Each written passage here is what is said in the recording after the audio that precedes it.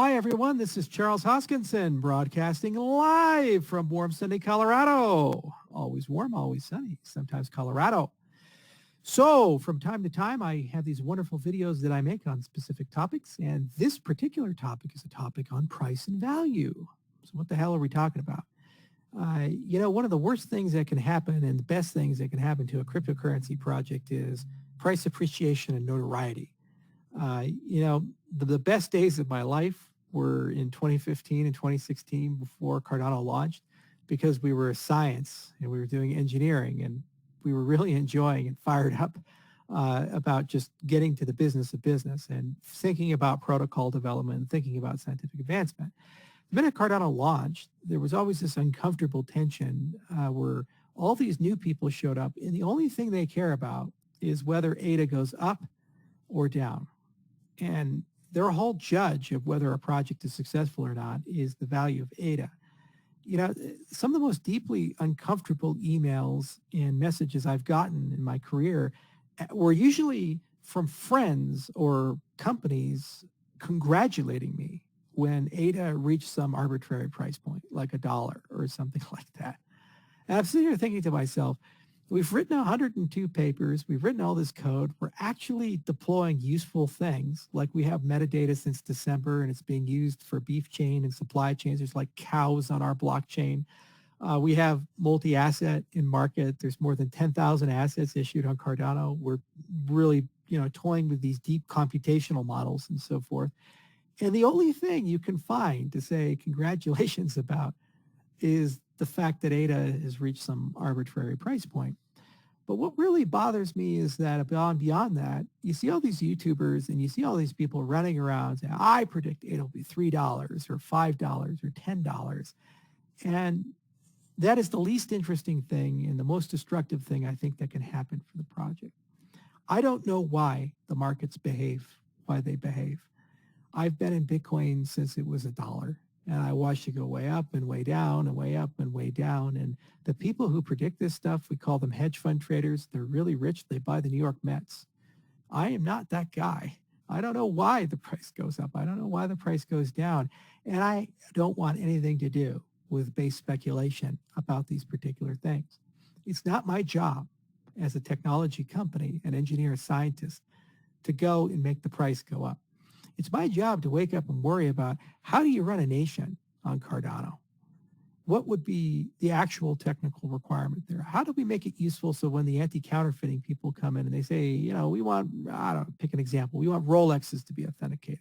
How do you actually figure something out like that?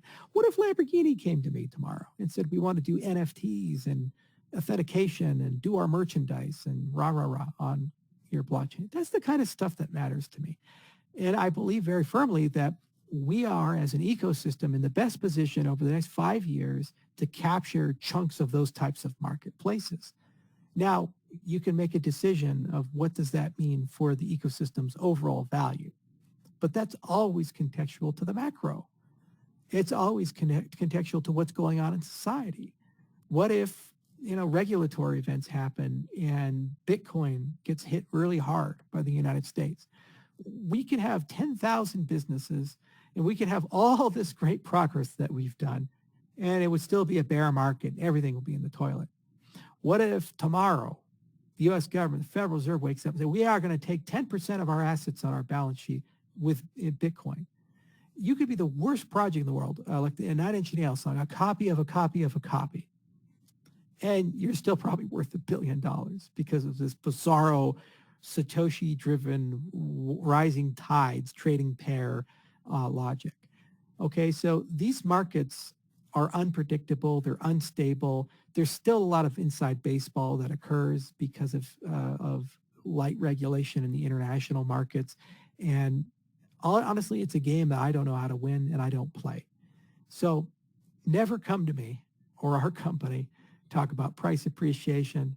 Never ask me on for an interview to talk about the price of ADA or how do you think we're doing in the markets or our comparable position, how are we going to be worth as much as Polkadot or worth as much as this, or when will Cardano flip Ethereum's market cap? That's just not something I care about, I'm interested in, and I think is valuable to us as an ecosystem. Now, I am keenly aware that there are some people who have purchased large sums of ADA, and they are vested in that respect. And I'll remind those people that you have purchased into something that carries responsibilities. You are now part of the story of how to maintain the world financial operating system we're building together. You are now part of the story about governance. There's Catalyst. At the moment, right now, over 16,000 people are participating. We need more. I'd like to have 100,000 people if we can. And decisions are being made about the direction and focus and priorities of this system. And in just 2 days' time, 100% of the blocks will be made by state pool operators that you, the community, choose. So yes, you've picked a lot of ADA. I can give you advice about what I think good governance is and give you advice about what I think a good stake pool operator is. And of course, we'll have an opinion about good projects for you to support so that they can get the funding that they need to grow the ecosystem, build up the ecosystem, and so forth. But I can't give you any advice on whether that's a good investment or not. It's not something that I'm interested in. I understand, and I'd be the last person in the world to ask.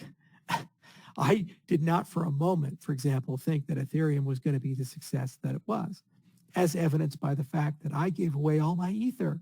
I was entitled to 293,000 Ether. I gave it all to my secretary. I received no compensation for my work in the founding of Ethereum. Had I held on to that at the all-time high, I think it's worth more than $500 million. I made nothing on that transaction. I have an Xbox that's worth millions of dollars because I bought it on an exchange called BitMint. It was kind of like an open bazaar for Bitcoin, and I bought it for lots of Bitcoin because Bitcoin was only worth a few bucks at the time. I will never throw away that Xbox 360. So I'm personally the least qualified person to speculate on price, and there's nothing we announce or do as a company that is in any way, shape, or form tied to those types of cycles. There are cases where we know certain announcements, for example, the announcement of Coinbase, the community is so excited about, and they're very fired up about, because they've been asking me in my AMAs for over 2 years about that. So I'd say, hey, we're excited about it. They're a great partner to work with. You know what excited me more about Coinbase than anything else was that they were one of the very few exchanges that actually had a strong opinion on the right way to list a cryptocurrency and custody a cryptocurrency. We spent years as a development company practicing psionics, trying to be mind readers. We would try to talk to these exchange partners and say, what do you guys want? The first exchange that really took us seriously and had an opinion and wanted to work with us with the Rosetta spec was Coinbase. So I was so excited to say we finally have a partner in our ecosystem that actually helps us tremendously with custody, staking, and all these other deep and detailed questions. And they got great engineers that we love working with. Now, Ethiopia is coming. We very strongly believe that. There's one hurdle left, and that deal's announced. And I even bought a damn African bird right here.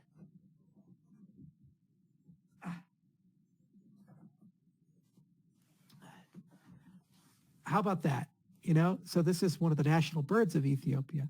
And it sits on my desk every day as a reminder of what we've accomplished. We walked into a nation state and we spent years in that nation state. We had to train people. We had IO Global personnel live for months in Ethiopia to teach 23 gals. And John O'Connor's primary residence is Ethiopia. So you're damn right I'm going to get really excited when we get imminently close to closing a deal there with millions of people. Because my mission as a company is to give economic identity to those who don't have it and to have cascading disruption in markets. These are buzzwords if you can't enter the marketplaces that are meaningful. And I will tell you from day to day that the birds are coming because we work for it, we earned it, and it's honoring the people that had invested so many years of their life into this. John O'Connor is not some random guy that worked for us for a while. He's a friend. I love him like a brother, and I've seen him at his best and his worst. I've seen him in incredibly stressful situations. He was once arrested traveling from Ethiopia to London at the airport because he had too much of the local currency in his bag. In Ethiopia, oftentimes you have to use paper money. There's no credit card processing, and the money's not worth a lot. So to do anything, you have to have a lot of it on you. And it turns out because of capital controls, if you happen to leave the country with it, you could be arrested, and he was. And he had to endure several days of uncertainty before he got a pardon over something so minor. Can you imagine having $500 in your pocket flying from JFK to, let's say, London, and the police at JFK search your bag and they find the $500 and they throw you in jail and try to get you to sign a confession? That's a real story. Okay, so that person and those around him have invested years of their life into building things there, relationships there. And the fact that we're so close now to a beachhead that will enable us to hire dozens of locals and do projects at the scale of millions of people is game-changing for our company, for our industry, and for the types of products we seek to build, and also for the concept of economic identity, because that's a foundation we can build credit, reputation, insurance, payments, all kinds of things on, not today, but over a multi-year period. So am I excited about that? Yeah, fuck yeah. Do I think that's going to magically change the price of ADA and somehow it makes us now worth $10 or $15? No. And that was never the point. And if people think that, they're in the wrong place. I think the biggest problem with cryptocurrencies is that people are obsessed with this idea of getting rich fabulously fast. They love the concept that they can put $1 in and somehow that magically, through no work of their own, turns into $100. And I got news for you. In every single industry where that occurs, only a very small group of people get fabulously lucky and everybody else loses their money. So if that's your goal, that's what you seek to do, where you want to go with all of this, 9 times out of 10, you're probably going to end up broke. Just like the gold prospectors in the 1840s and 1850s, traveling to Colorado, traveling to California, seeking silver and gold. It's absolutely true. A few of them did find it. The vast majority of them did not, and they ended up suffering because of it. So if avarice is your goal, I'm sorry, Cardano is probably the worst of all ecosystems to bet on, because we look at things in long time horizons, years to decades, and we look at things that perhaps are not going to be beneficial to my company, but to the people who come after. Because we know that if we get it right by 2050, 2100, we can be a dominant financial operating system, a protocol like TCP/IP that is ubiquitous, and the majority of identity, value, and governance of the world is run in that particular respect. And it's so unhealthy when people have such myopia and a short-term view on these types of things. And unfortunately, it's predominant throughout the entire ecosystem. There are so many people in the Bitcoin ecosystem who think that Bitcoin is successful because it reached $1 trillion market cap. And I will give them credit that having a market cap up to scale of nation states like Australia is a pretty impressive achievement. But when you take stock of what does Bitcoin provide to the world in terms of use and utility, I cannot embed identity into transactions easily. It's quite hard to do that without trusting a centralized overlay service. I can't issue a token. It doesn't really have good smart contracting capabilities. I can't do complex financial contracts. I can't do pull payments. It takes a long time for a transaction to settle, and transaction fees are quite high. So then you have to ask yourself, if you are a nation state looking to run a governance as a service and parts of its economy, why in God's name would you choose a platform like that? And then the argument is, well, it's real secure because we got proof of work. We did the work as an ecosystem, building a better engine. We went from the steam engine that is proof of work, decimating the forests of Europe, to nuclear power. We built something different with proof of stake. And we did the work, 102 papers worth of work, peer review at major venues, to show that that engine is safe, effective, and real. The response the Bitcoin space has is, it's not. Trust us. We have this paper this Andrew guy wrote, and therefore you're wrong. nothing on the merits, nothing on the science. That's like saying, I see your nuclear reactor, but I don't understand nuclear physics, so I'm quite comfortable with my steam engine, and that's a scam. And I show them the energy output, and they say, that's not real energy. Ours is the real energy. Keep cutting down the trees. Why is Bitcoin taken seriously, even though it's the least advanced of all ecosystems? It's because it's the most valuable. So unfortunately, token price tends to confer a level of legitimacy that it should not.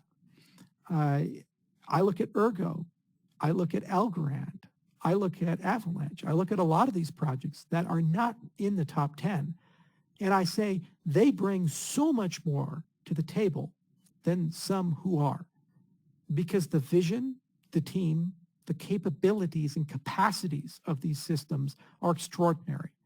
And frankly speaking, I think these systems over a long arc, if they can stay alive and get adoption, will be far more useful than the things that are currently in the top 10.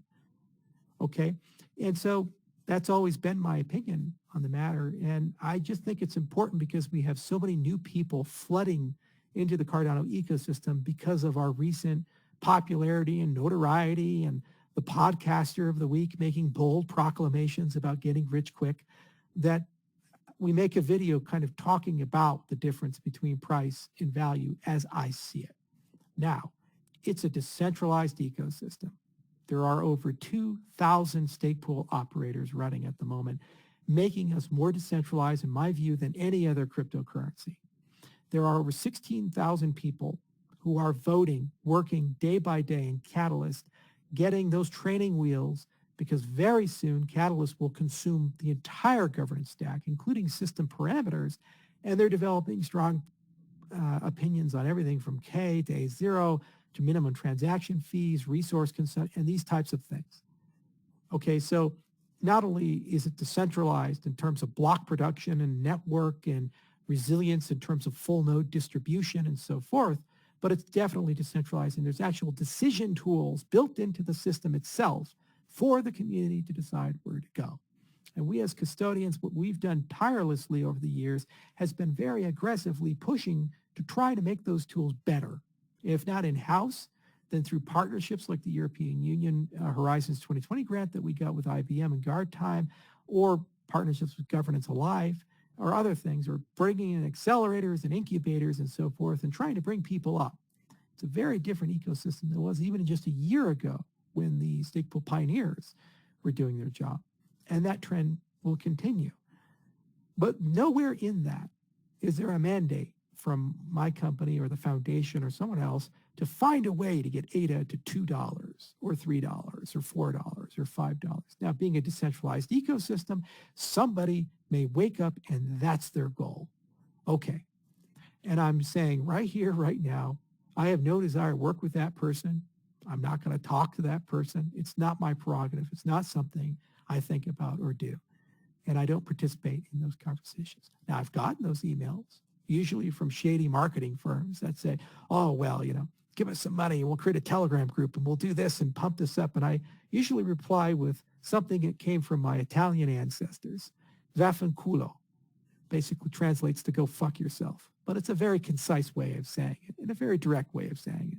And that's the end of the conversation. Now, if you email me about an NFT marketplace, you email me about an Oracle, a DEX, a stablecoin, now we're talking. That's real stuff. That's real infrastructure. And we'll actually have a business model meeting.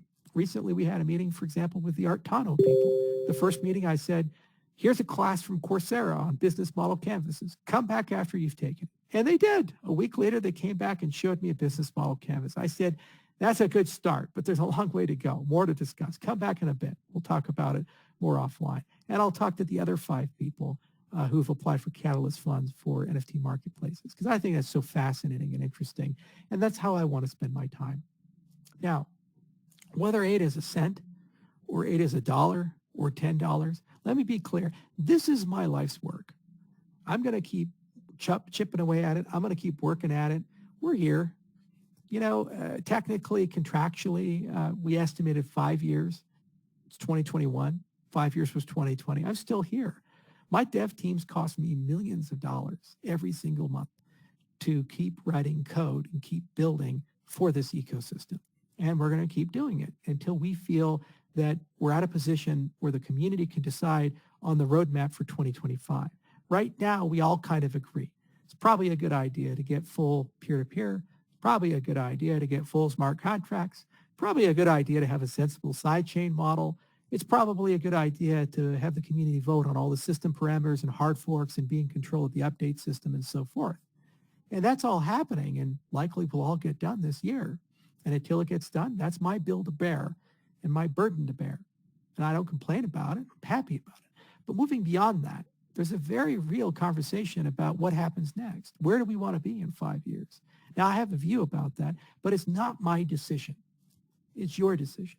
The point of a great ecosystem, the point of a great community, the point of having all this investment in time and why ADA is really worth as much as it is the fact that there are actual people who aren't me who are qualified to make that decision. The best thing Satoshi ever did was get out of the picture for Bitcoin. And the best thing we can do is make sure that the vision for Cardano 2025 is a community project and the collective intelligence converges to something far better than any one company can do. So it's my job to make sure that the social dynamics, the infrastructure and tools, the level of participation, the meaning of participation, the quality of conversations are at a state where that actually happens. Otherwise, you just have shit posting on Reddit, Bitcoin Cash versus Bitcoin, the big block debate, and we'll see a Cardano Classic or a Cardano Cash. And my life's work is for nothing. And we'll stick around and make sure that that gets done. And they ask, well, what happens after that? Where does Charles go? I'm still here. And you know what will happen is we'll likely be doing more work in 2023 and 2024 and 2025 than we're doing today. But the totality of all the work being done is an order of magnitude or greater than what's being done today, which means relative to the rest of the actors, we actually have a smaller role. And that's the point. Microsoft is a gargantuan company. Google is a gargantuan company. The same for Apple. But even if you add all three of them together, Microsoft, Apple, and Google, these three companies cannot speak for the internet. They have a role. They build web browsers. They have collectively billions of users and certainly can have some influence over the way that you experience the internet. But they certainly can't go and say, TCP/IP is done. Let's replace it with something else, even if they wanted to. They could spend 10 years trying, as Google has done with Quick, and they can make very little progress. Or what Google has done with Dart and make very little progress, all things considered. And that is the point of true decentralization and where we're trying to get this protocol in what is going to be maximally useful. And only then, after we've achieved that, will we see nation states trust this protocol to a point where they're willing to entrust it with their voting system. How long did it take for your local governments, your cities, your state government, your federal government to get online? Did it happen in the 1980s? Did it happen in the 1990s? It took some cases until the 2000s because they needed to know that there was enough stability, proper governance, and decentralization that this wasn't just the United States show. This wasn't just Microsoft's show or Netscape's show or something like that. This was something truly a public utility and good. So our definition of success is that the ecosystem evolves and grows to that particular level. Now, price is important in one dimension with proof of stake. It is a plutocratic system. And the higher the price, the more secure the system. So an unintended but beneficial side effect of the fact that we are in the top 5 is the fact that it does cost more than $17 billion to attack Cardano at the moment. That's a beautiful armchair little way of analyzing things, realizing that if a malicious adversary starts at 0 and they need to accumulate a resource in the system to attack it, in the proof of work world, you measure that how much does that hash power cost to replicate. In the proof of stake world, just look at the token price. So it is a nice armchair explicit metric for security. And that's a beautiful way of looking at it. And that's how I look at it. Now, we can argue whether it's 50% or perhaps less. And there are some beautiful pieces of theory that say perhaps it's smaller, but you get the point. It's some ratio of that capitalization, and it makes some assumptions about economic incentives of the holders and so forth. But then again, they're like, how much does the exchange hold, and can they vote with it, and can they stake with it, and rah, rah, rah. These are things for the game theorists and the protocol designers to think about, and that's definitely part of the 2025 agenda, is diversifying the security base to include merit above and beyond a plutocratic decision mechanism. So that's kind of the proof of stake 2.0 concept. But you need to start somewhere. And we feel that this is the best place and the most ecologically sound place. In an age of global warming, in an age where you have systems that consume more electricity than Switzerland, it is nice to have a system that consumes 1.6 million times less power. It just makes sense. It's a better engine, and it's more ecologically friendly engine, but it comes with its own flaws. And you have to think carefully about them, and that's what we did throughout all the years. So that's how I think about it. To all you newcomers, to the old comers, there's nothing I've said here that's new to you. You'll know that that's the way it is. And to all those who try to boost the price, I don't care about you.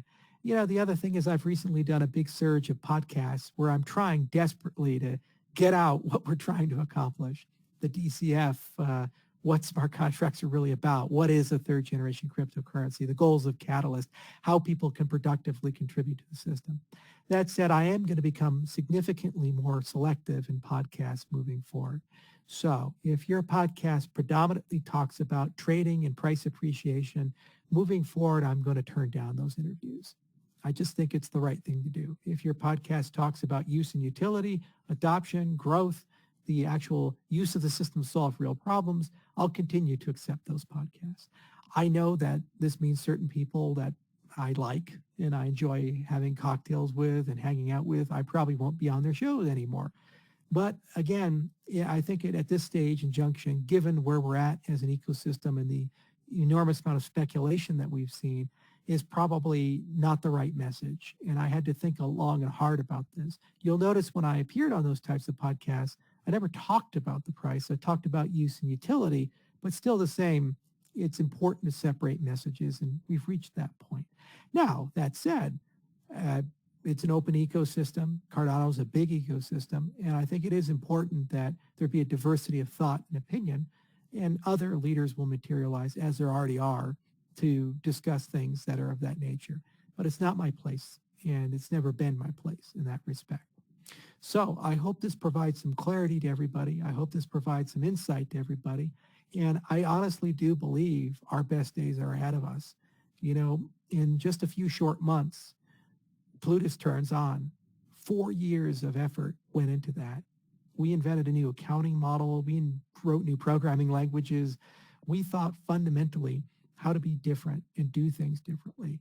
And now we get to share that labor of love with thousands of people and watch what they build.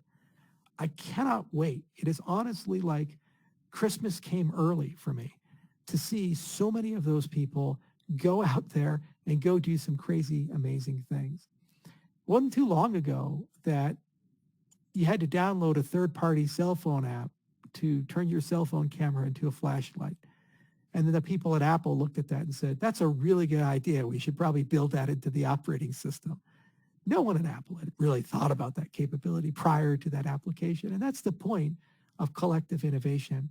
And the fact that so many thousands of people are coming to build and bring new things, new experiences, is going to be so much fun. The other thing is that I'm in a unique position because I have such a large subscriber base and a large Twitter feed to give a platform to all of these projects. So instead of going on podcasts moving forward, I am going to become the podcast moving forward. So if you're building interesting projects on Cardano and you're going through the Catalyst process, and we're going to open up incubators and accelerators to help you get where you need to go, a lot of you, my people, will reach out to you and ask you to come on my show, and I'll be able to interview you just like I do people of IOG and other things, and give you an audience so that you can share your passion and love in a way that those podcasters gave me an audience to share my passion and love. So in the coming months, the programming will change in that particular direction. And I think that's going to be very healthy for all of us and help the ecosystem grow for all of us. So I love the birds. More coming, as always. I think you'll be quite happy. And I think you'll be happy with the ecosystem as it matures and grows. And remember, holding ADA as a responsibility. There's a lot to do. You have a voice with that token, unlike holding a Bitcoin.